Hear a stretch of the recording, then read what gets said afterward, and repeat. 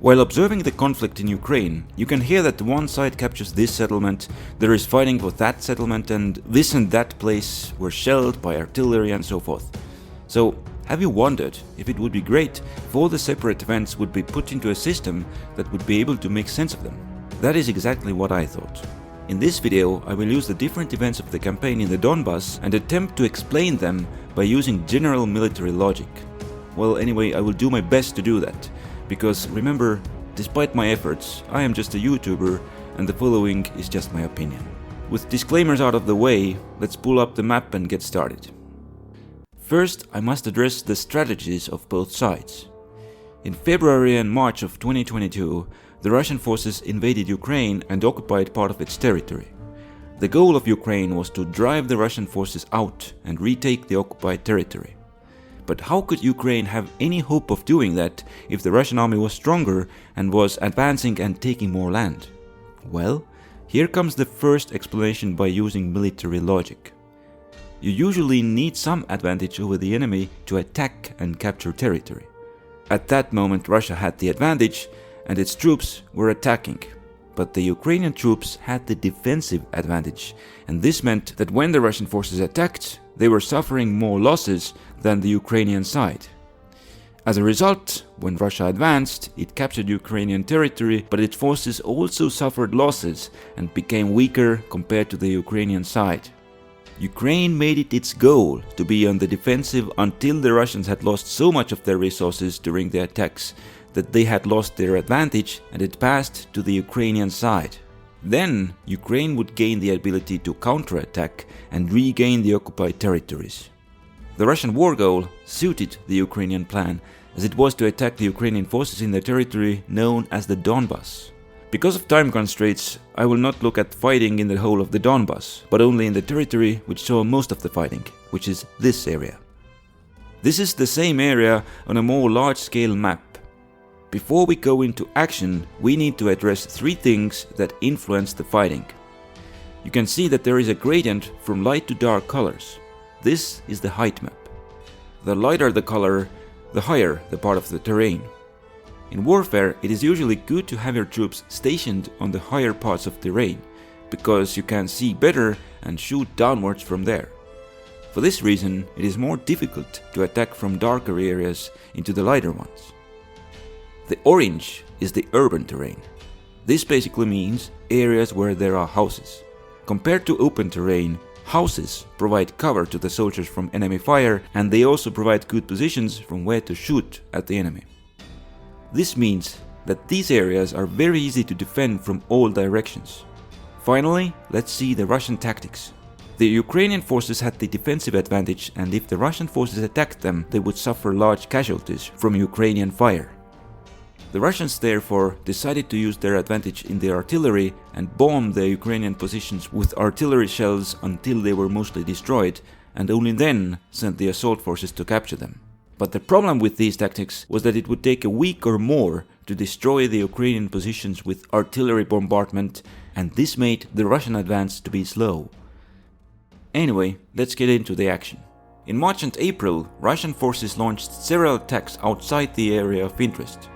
After these attacks had not had the intended success, Russia changed its strategy in late April and launched a two-pronged attack west of Lysychansk-Severodonetsk. We will first look at the Russian offensive in the south. In the south, the main obstacle for Russia was the urban area of Popasna. The first Russian goal was to take the town of Popasna, which was located on the dominating heights. They concentrated their artillery fire on the town, and after some weeks of bombardment, the town and Ukrainian defenses in it were destroyed. By the start of the second week of May, the Russian forces took control of it. The Russians used the rest of May to secure the heights that Popasna was dominating, but then they ran into the second Ukrainian defensive line, which the Ukrainians had meanwhile constructed. In the south, the Ukrainian defenses were anchored on the two artificial lakes. They then went north along the string of villages which blocked the movement west of Popasna. Then it went along the Ukrainian strongpoints in the towns of Bakhmut, Yakovleka and Berestove. The direction north of Popasna was covered by the settlements of Vrubivka and the dual settlement of Kumyshevacha. In the east, the defense was anchored onto a large urban area of Lysychansk-Severodonetsk on a dominating height. During the second half of May, the Russian forces continued to advance north and attempted to breach the second Ukrainian defensive line, but they ran into a strong resistance near Berestove and their attack was repelled. By the beginning of June, they had been forced to fall back.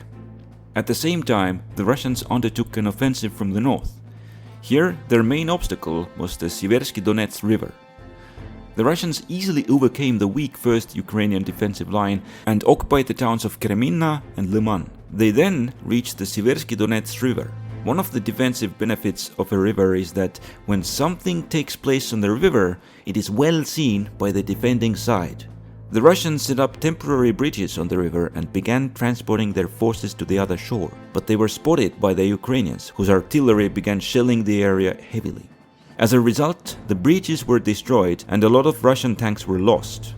This was such a costly failure for the Russians that they gave up on crossing the Severodonetsk river. For this reason, they now concentrated on breaking through the southern Ukrainian defensive line. The Russians continued their attacks to the north of Popasna. Here, the towns of Komyshevacha, Vrubivka and Berestove dominated the heights and gave the Ukrainians good chance of defense. During the first week of June, the Russians attempted to pass between Berestove and Vrubivka, but got stuck. On the second week of the month, they assaulted in the east and were able to capture this part of Komyshevacha, which was in the valley, but the settlement on the hill still held back their progress. Finally, in the third week of the month, the Russians captured Vrubivka, and this forced the Ukrainians to abandon the remaining part of Komyshevacha. With that, the second line of Ukrainian defense was broken. Then the Russians launched an attack from the east. During the previous weeks, Ukraine had been forced to abandon its extended positions in the east. The Ukrainians took in defensive positions in the town of Toshivka. In the middle of June, the Russians launched a new offensive from here. It is unknown if the Ukrainian defenses were weak here or the Russian attack was strong, but in just a few days, the Russians captured not only Toshivka, but also the height and several villages. Now, two Russian forces were in position to link up over these heights without any major settlements in their way. Now it is time to explain some military logic.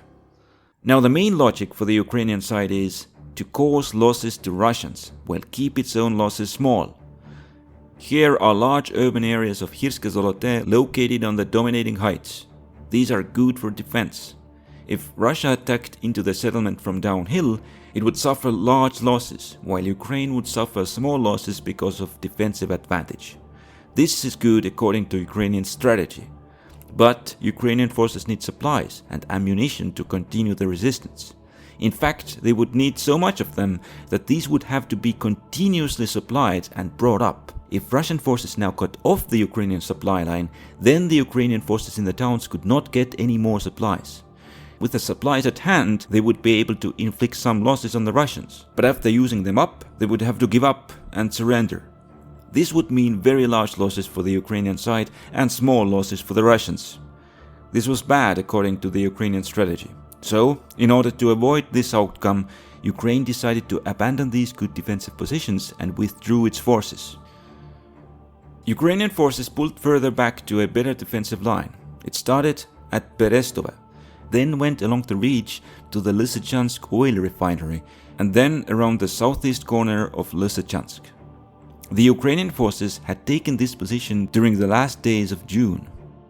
Now, let's get back to military logic. You see, on paper, the Ukrainian defensive line was good, but just in some days, the Russians captured the central Ukrainian defensive positions, the Lysychansk oil refinery. This can be explained by the fact that retreat is considered to be a complicated maneuver, when things often go wrong. It is possible that something did not go by plan during the Ukrainian retreat from Lysychansk-Severodonetsk, and the Ukrainian forces could not fully man their defenses on the new line, and this allowed the Russian side to quickly capture the oil refinery. I don't know if this is a good explanation. The Lysychansk oil refinery was the last major defensive position that prevented the Russians from cutting off the Ukrainian supply lines to the cities of Lysychansk and Severodonetsk. Now the same logic applies here as with the Zolotohirsk encirclement earlier. Lysychansk and Severodonetsk are very large cities with lots of buildings that are very easy to defend, and Ukraine would want to keep control over them. But if the Russians cut the supply lines, the Ukrainian forces could only resist for a little time and would then have to surrender. Ukraine did not want this to happen, and they withdrew its forces out of Severodonetsk in late June and in the first week of July abandoned Lysychansk. The Ukrainian forces took positions on the ridge, while the Russian forces occupied the settlements in the valley. This was fighting north of Popasna up to July. Now we will look into fighting south of Popasna during this time. After the Russian breakthrough around Popasna, the Ukrainian forces had withdrawn from the slopes to a more defensible line on water obstacles. Their defenses here went as follows. The southernmost part of the front line was defended by the pre-war fixed fortifications. Then there was a strong point on the hill west of the artificial lake. Further north, the Russians had crossed the gap between the two artificial lakes, but their further progress was blocked off by an Ukrainian strongpoint around the Lysychansk power plant. On the height, there was the village of Rotte. Further north, the defensive terrain extended along the small villages until they reached the towns of Bakhmut and Yakovlivka. By the first week of June, the Russian forces had advanced and captured the heights that were reaching forward from the Ukrainian positions. Then the line stabilized, and during the next month, the Russians were only able to take the villages of Rotte and Klunova and gained some ground west of the artificial lake. But in late July, they redoubled their effort and were able to take the heights west of the lake and also the Lysychansk power plant. The Russians were now continuing towards the Bakhmut river valley with little defensive terrain, but their advance slowed down considerably. In August, they captured this area, in September this, in October this, and in November this. This progress from August to November was much slower than during the previous 4 months from April to July. There was no particularly good defensive terrain in this area, so there must be another explanation. So why did the Russian offensive slow down? Well, the Russian tactic was to destroy the Ukrainian defenses by firing artillery shells at them. There is some evidence that there was a reduction in the amount of Russian artillery fire during that time due to an ammunition shortage, which may be one of the causes for the lessened tempo of operations. But there are also articles that claim that the Russian munition situation was not problematic. So is there a munition shortage or not? Ground News will help to find it out. Ground News is the world's first news comparison platform. When looking at the same articles on this platform, one can see that the second story of Russia not having munitions problems has been covered by only one outlet, which is owned by the Russian government and is considered to have low factuality. This makes its authenticity questionable. The article that argues for ammunition shortages also suffers from some political bias, with it being covered by 2 left-wing outlets and no right-wing ones. But it is picked up by outlets with diverse ownership, which means that there is no single entity pushing its agenda. Also, the factuality rating of most of these outlets has been marked as high. So, after seeing this data in context provided by Ground News, I find that it is more probable that Russia is suffering from an artillery ammunition shortage. Nowadays, it is often impossible to get the full picture of the events just from one source. Let's use technology to move away from the old ways and upgrade to the new way to read the news. Check out Ground News by going to ground.news/history. By doing that, you will also support this channel. Thank you to Ground News for sponsoring this video. Running low on artillery ammunition stocks was not the only problem the Russian offensive faced. Also, the newly arrived Ukrainian HIMARS artillery made it difficult for Russia to transport the shells to the front line. For this reason, the volume of the Russian artillery fire began to run lower, and it could not destroy the Ukrainian defensive positions at the same tempo. Russia had also lost soldiers during the operations, and because it had problems with men enlisting to its army, it ran into manpower shortages. Ukraine used the weakening of the Russian forces to launch a counteroffensive. By the end of summer, Russian manpower losses had grown to the extent that they did not have enough soldiers to fully man all of the front. On the most important directions, the front was well manned, but on directions considered secondary, weak spots appeared. Parts of the Russian front had become so weak that if Ukrainian forces gathered a large group of troops against a part of the Russian line, they could easily overrun this part of the front and break through. One of these weakly held lines was in this area. The offensive started on the 6th of September. The Ukrainian forces overran the Russian defenses north of Balaklia. The Russians lacked troops to react to this breakthrough. The Ukrainians drove behind the Russian lines and captured the town of Kupiansk. Now, until that time, the Ukrainians had broken through one of the weakest parts of the Russian line and had not engaged any strong Russian forces. The Russians had a chance to regroup around their strong positions and restore a defensive line. But if they held out, the Ukrainians could cut off the supply route to Russian units, which would eventually lead them to surrender. Russia did not want to allow this to happen, and they pulled back their forces to stop the Ukrainian advance over the Oskil River. By the beginning of the third week of September, the Russians had fallen back.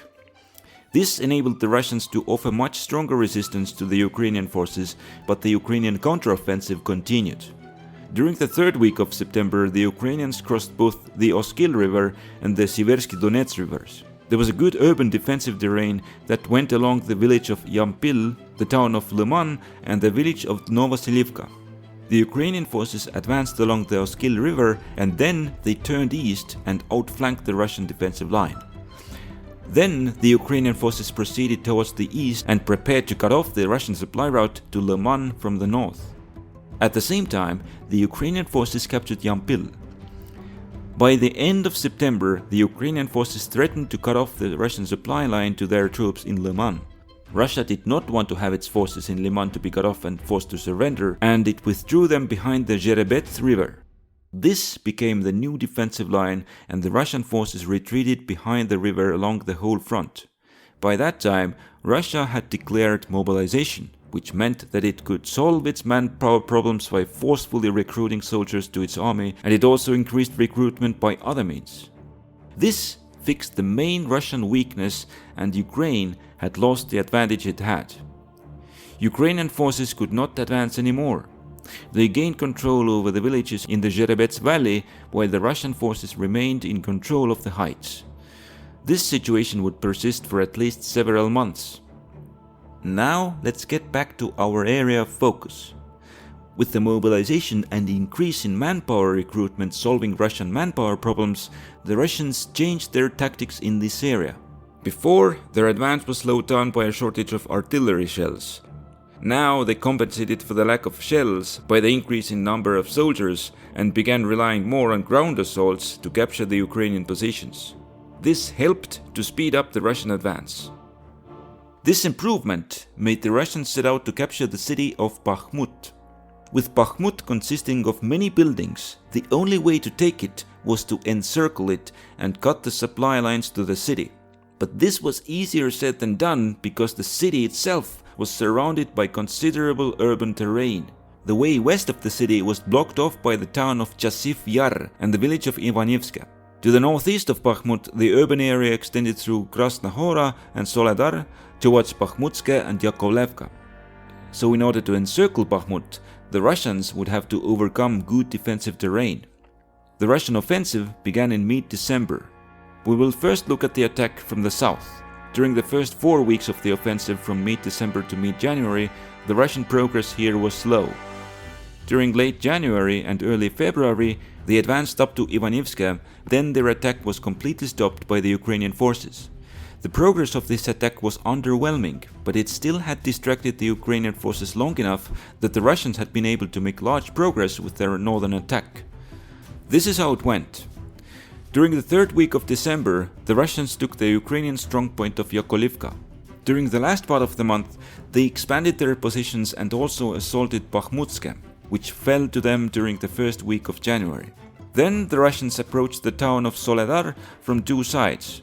During the second week of January, they captured the eastern part of the town, and during the third week, they took the rest of it. By that time, they had reached the Bakhmutka river. Now, their last obstacle was the urban area of Krasna Hora.